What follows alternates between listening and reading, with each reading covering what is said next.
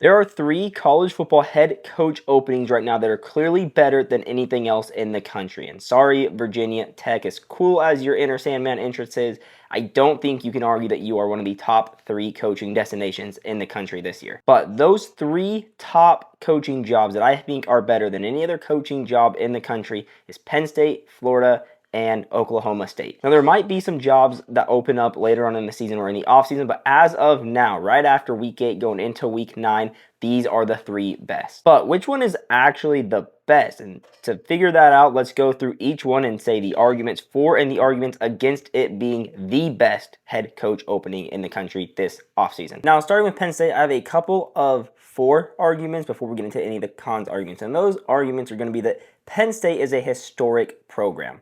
They have a lot of tradition over in Happy Valley. I mean, this is a team that started playing football in 1886. So there's going to be a lot of traditions and a lot of history associated with the program. And because of that, you're going to have the legacy of being a Penn State head coach. And not very many people can say that they were head coach of the Penn State Nittany Lions. Now, as great as all of that history and tradition and the legacy aspect is, you also have to be able to win now. And Penn State is year in and year out a top 5 team in the Big Ten. The last time that Penn State was worse than 6th in their division, and they were in the toughest division, which is going to elevate their standings in the Big Ten as a whole, was back when they were coming off of sanctions and James Franklin had just got hired in 2014. So this is a program that's had a lot of success recently as well. And coming into a program that's had recent success is going to make your job as a head coach a little bit easier. And then apart from that, Penn State has the full support of Central Pennsylvania. I mean, that is the team in Central Pennsylvania now. Philadelphia has the Eagles and Pittsburgh has the Steelers.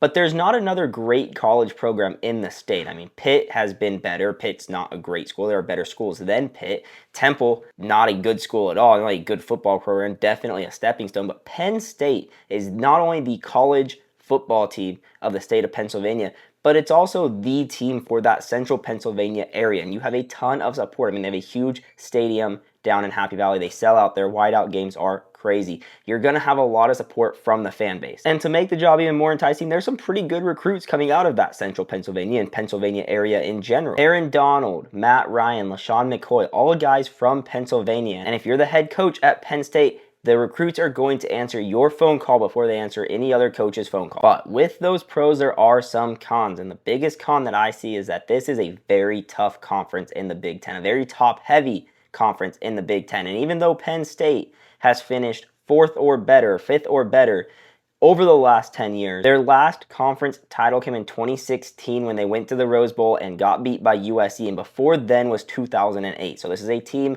that hasn't had a lot of success winning. They've been in contention, but haven't been winning. Now, a lot of that is on James Franklin, who can't win the big game, or at least that's what he's known for. But it's also because they have to play Ohio State. They have to play Michigan. Indiana is on the rise. There are a lot of good teams or great teams in the Big Ten Conference. And coming in and beating the Ohio States and the Michigans of the world is going to be a tough ask. And the situation that the new head coach will be coming into is almost a rebuild. I mean, they've looked really, really bad this year. Since that UCLA loss, they have not won a game. And while, again, a lot of that is going to be on James Franklin, some of that's going to be on the talent and the talent not developing. So this is going to be a full rebuild for the Penn State head coach. And while they have good recruiting and they do have some big names from the area, they do not have great recruiting. There are places that are on this list of head coach openings that are going to have better recruiting than Penn State will in Pennsylvania. Now, a lot of those pros that we talked about for Penn State can also be applied to the Florida Gators. I mean, the Florida Gators are also a historic program. They started football in 1906. And while that's obviously not as long as Penn State, at that point, we're talking 20 years, over 100 years ago,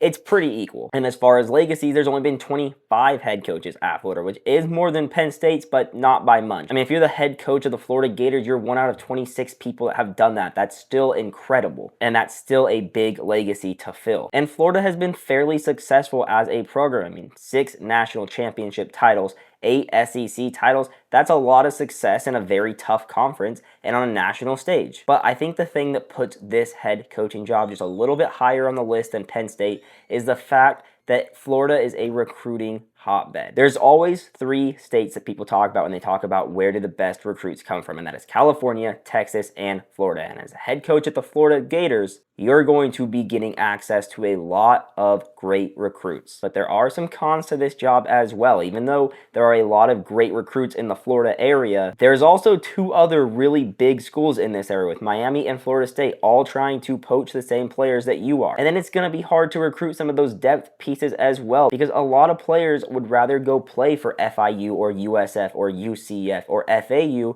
over sitting on the bench at Florida, and that's just the way that it is. So while you have access to a lot of great recruits and you're still one of the top 3 programs in the area, you also have to go against a lot of other programs for the same guys. Then you also have the fact that Florida has been mediocre lately. I mean, their last conference championship came in 2008 under Urban Meyer with Tim Tebow, and they haven't came particularly close since then. They have been to a few SEC title games, but they've never been super close to winning those games. It's been a long time since somebody said the best team in the SEC is Florida. And speaking of the SEC is an absolute insane conference. While the Big Ten is very top heavy with teams like Ohio State and Michigan, the SEC has some really good top teams too, but is also just more competitive from top to bottom. I mean, look at this year. You have Alabama, you have Texas A&M, both really good teams playing really good football. You have Georgia every year, Tennessee every year.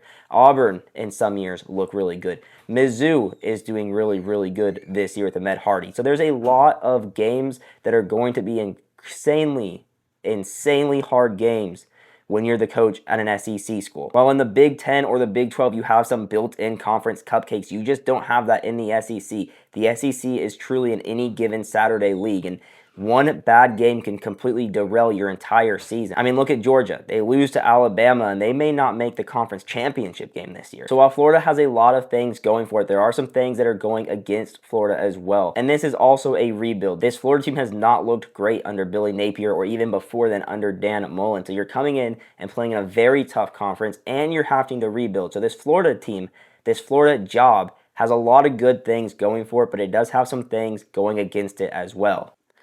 This is a good spot in the video to stop and thank you guys for watching it. Thank you guys for the support, and to remind you to make sure to like and comment and subscribe to this channel. It tells the algorithm to push it to more people, which is huge.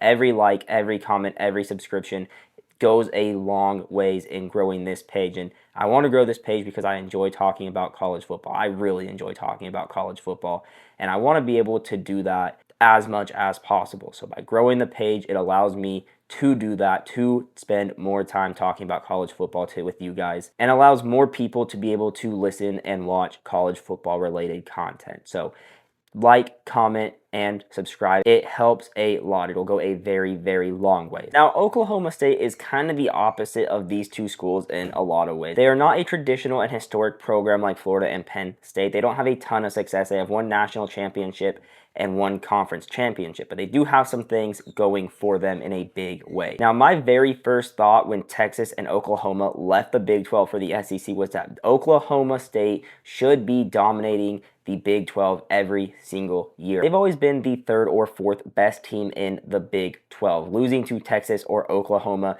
and possibly a Baylor or a TCU who was having a good year that year, but they've always been consistently a top 5 team in the Big 12. And not only that, but they're the biggest name of the teams in the Big 12 that stayed. Now, Oklahoma State being very close to Texas, which is another hotbed area for recruiting, right? California, Texas, and Florida are the 3 best areas for recruiting in the country. So they should be able to get a lot of top recruits. And even if a lot of those top recruits are going to Oklahoma or Texas or going into the SEC, they should still be able to get a good number. They're the best school in that area, not in the SEC. They're better than a TCU or a Baylor. They're better than a UTSA or a Tulsa. This is a team that should absolutely be able to recruit Texas and get at the very least the guys that Oklahoma and Texas don't want. The Big 12 is also a relatively weak conference compared to the Big 10 or the SEC. I mean, there's not a lot of great teams. Look at this year. You have Texas Tech, ASU, BYU that all have a chance to win the Big 12, but I don't think anyone's arguing that those schools will be winning the Big 10 or the SEC in any given year. So Oklahoma State is positioned really, really nicely to make runs in the Big 12 and into the college football playoff. There's also a ton of booster money in Oklahoma State, mainly coming from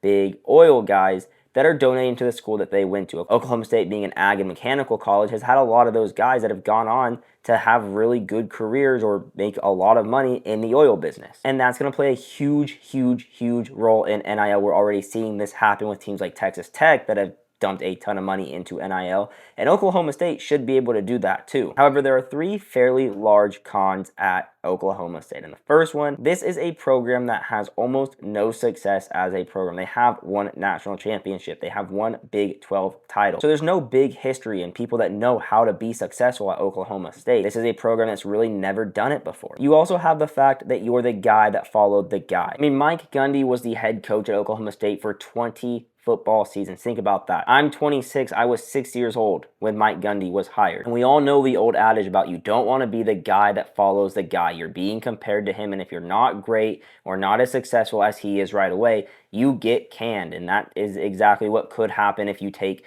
this job. Now, Penn State and Florida, they don't have that issue. Billy Napier and James Franklin, they weren't the guy. Those are two schools that already have their big guy, and they're already at least 3 or 4 coaches removed from their legendary guy. And then you have the fact that Oklahoma State is just not a big name like Penn State or Florida is. Those are huge, huge job openings. Those are huge names in college football. A lot of people that are not huge college football fans would be able to see their logo and know exactly what it is. I mean, Florida has Gatorade that was invented there. Oklahoma State is not this, and the head coach that goes in there has to understand that. But he is going to have a much easier job winning the conference and making it to the college football playoffs than the head coach at Penn State or Florida will. This offseason is going to be a very, very controversial and very, very exciting to watch coaching carousel going on. I mean, you have 3 really big openings, or 2 really big openings, and a third opening that's just as big if you're looking for the right thing. So it'll be really interesting to see who becomes the head coach at these schools, at Penn State, at Florida, and at Oklahoma State. So if you made it this far, drop in the comments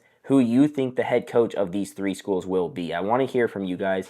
I want to make this more of a community-driven page, so make sure to put who you think will be the head coach at these schools in the comments. And when I make a video talking about the potential candidates for these schools, if it's a good take, I'll make sure to put your name in it and put your comment in there. And as always, like and subscribe, as it tells the algorithm to push more college football content to your feed. And if you're watching this video on what the best head coach opening is, chances are you really like college football, so you probably want to see a lot more of it.